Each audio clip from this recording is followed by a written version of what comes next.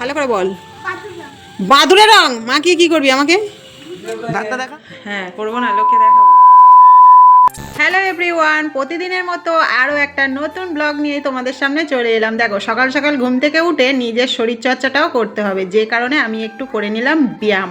দেখো শুধু তো সংসারের কাজ ভিডিও বানানো এগুলো করলে হবে না, নিজের শরীরটাকে একটু যত্নই করতে হবে, নিজের শরীরটাকে ভালো রাখতে হবে। আর তার জন্য আমি একটু করে নিলাম ব্যায়াম। আর কদিন তোমরা জানো আমার শরীরটা খুব ভারী হয়ে গিয়েছে, শরীরটা ফুল ছিল, পেটে ব্যথা করছিল, অনেক কিছু রোগ আমি দেখেছি হচ্ছিল আর কি, যে কারণে আমি একটু আবার ব্যায়াম করা শুরু করেছি। আগে করতাম, মাঝখানে বন্ধ করে দিয়েছিলাম। তো যাই হোক, দেখো তোমাদের সঙ্গে গল্প করতে করতে আমার কিন্তু এদিকে ঘর মোছা হয়ে গেল। আর তারপরে কিন্তু কাচাকুচি সেরে আমি কিন্তু স্নান করে চলে এসে, আর এখানে দেখো মাথাটা একটু জড়িয়ে নিলাম, তারপরে আমি একটু সিঁদুর পরে নিলাম। আর এবারে চলে যাব ঠাকুর ঘরে। আর যাই হোক, দেখো ঠাকুর ঘরে যাওয়ার আগে চুলটাকে ভালো করে মুছে চুলে একটা ক্লিপ দিয়ে দিলাম, কারণ খোলা চুলে ঠাকুর ঘরে ঢুকতে নেই বলে, যেটা আমি সেটা মানি আর কি। আমার শাশুড়ি মা যেটা বলে আমি সেটাই আর কি সময় শোনার চেষ্টা করি। যাই হোক, দেখো যেহেতু নাইটি পরে ঠাকুর ঘরে এসেছি, আমি একটা ওড়না নিয়ে এসেছি, আর সেটাকে আমি মাথা থেকে জড়িয়ে নিলাম। কারণ দেখো প্রতিদিন সত্যি কথা বলতে শাড়ি পরার সময় হয় না, তোমরা তো জানো। আর সমস্ত কাজকর্ম করে ঠাকুর ঘরে এসে ঠাকুরকে পুজো করতে গেলে অনেকটাই সময় লেগে যায়। বিশেষ করে সোমবার দিনটা আমার অনেকটাই সময় লাগে। অন্য কোনো দিন আমি ঠাকুর ঘরে আসি বা না আসি, কিন্তু আমি সোমবার করে ঠাকুর ঘরে আসি। সোমবার বাবার মাথায় জল দিই, কারণ আমি এই সোমবারটা না অনেক বছর ধরে করছি।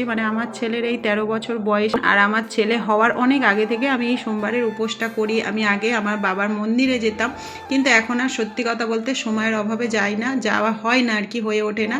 তো যখন সময় পাই বিশেষ বিশেষ দিনে আমি চেষ্টা করি মন্দিরে যাওয়ার জন্য। তো যাই হোক, দেখো আমি সমস্ত ঠাকুরগুলোর ওই যে উলের জিনিস পরানো ছিল সেগুলোকে সব খুলে দিলাম, গোপালকে তুলে নিলাম। তারপরে দেখো শিব বাবাকে আমি একটু স্নান করিয়ে দিলাম, জল দিয়ে দিলাম। তো তারপরে দেখো ফুল বেলপাতা সব কিছুই বাবার মাথায় দিয়ে দিলাম। আর চলো এবারে তাড়াতাড়ি করে পুজোটা সেরে নিই। আর সত্যি বলতে প্রতিদিন চেষ্টা করি তোমাদেরকে নতুনত্ব কিছু দেখানোর জন্য, ভিডিওতে নতুন কিছু রাখার জন্য, যাতে তোমাদের দেখার ইন্টারেস্টটা বাড়ে আর আমারও ভালো লাগে, নতুন নতুন সুন্দর সুন্দর কমেন্ট আসে যাতে।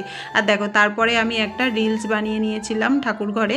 আর এই রিলস ভিডিওটাতে তোমরা প্রচুর প্রচুর ভালোবাসা দিয়েছো, তার জন্য অনেক অনেক থ্যাংক ইউ। আর দেখো এদিকে আমি ঠাকুর ঘর থেকে বেরিয়ে দেখি আমার ছেলে চা করা রেডি। আর তারপরে দেখো কি করলো কাণ্ডটা, ও এখানে চিনি দিতে গিয়ে ওর নিজেই মুঠো করে চিনি একটু গালে দিয়ে ফেলেছে। আজকে কিন্তু ধরে পেলাম। আর এদিকে দেখো কালকে বানিয়েছিলাম লুচি আর তরকারি নেই, যাই কিছুটা লুচি থেকে গিয়েছে, তো সেটাই ভাবলাম টিফিনে আজকে সেরে নেবো। তো চলো চা টিফিন তো আমাদের হয়ে গেল। আর এদিকে দেখো আমি মুগের ডাল খুঁজতে এসে সে কিছুতেই খুঁজে পাবো কেন। আর দেখো খুঁজে যদি বা পেলাম, তারপরে দেখলাম আমার মুসুর ডালের প্যাকেটটা এখানে একদম ফেটে পুরো ডাল পরে ভর্তি হয়ে গেছে। আর এই গেল আমার মাথা গরম হয়ে। আর সত্যি কথা বলতে কোনো জিনিস খুঁজতে গেলে না আমার ভীষণ মাথা গরম হয়ে। এখানে দেখো ডালগুলো পরে কি অবস্থা। তো যাই হোক, মাছ শেষ আর মাসকাবাড়ি বাজারও শেষ। আর এখানে দেখো চলে এসেছি রান্না করবো বলে, আর পুচকুটা এসে কি বললো তোমরা নিজে কানেই শুনে নাও। তুই আমাকে কি রং মাখাবি? ডাক্তার দেখা। ভালো করে বল। বাদুড়ের রং মা কি করবি আমাকে? ডাক্তার দেখা। ভূত বানাবি? ও তো পড়া হয়ে গেছে। তাহলে তুই কালকে রং কিনে নিয়ে আসবি, তোকে মাখাবো, ঠিক আছে? হ্যাঁ তো তোর রঙই তোকে মাখাবো। Yes go.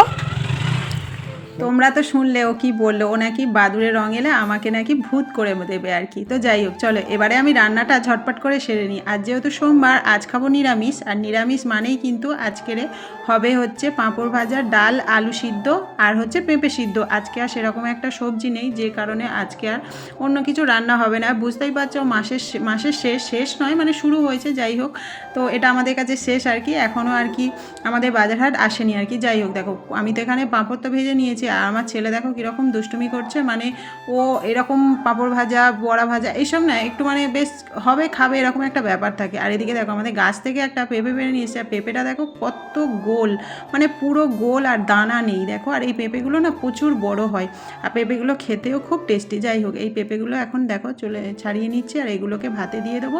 তো যাই হোক, এদিকে ভাত আমার হয়ে গিয়েছে, ডালও হয়ে গিয়েছে, আর লঙ্কা ভাজা করে আলুটা মাখবো। তো যাই হোক, এটাই আজকে আমাদের দুপুরের মেনু। দেখা হচ্ছে তোমাদের সঙ্গে পরের ভিডিওতে। সবাই ভালো থেকো, টাটা।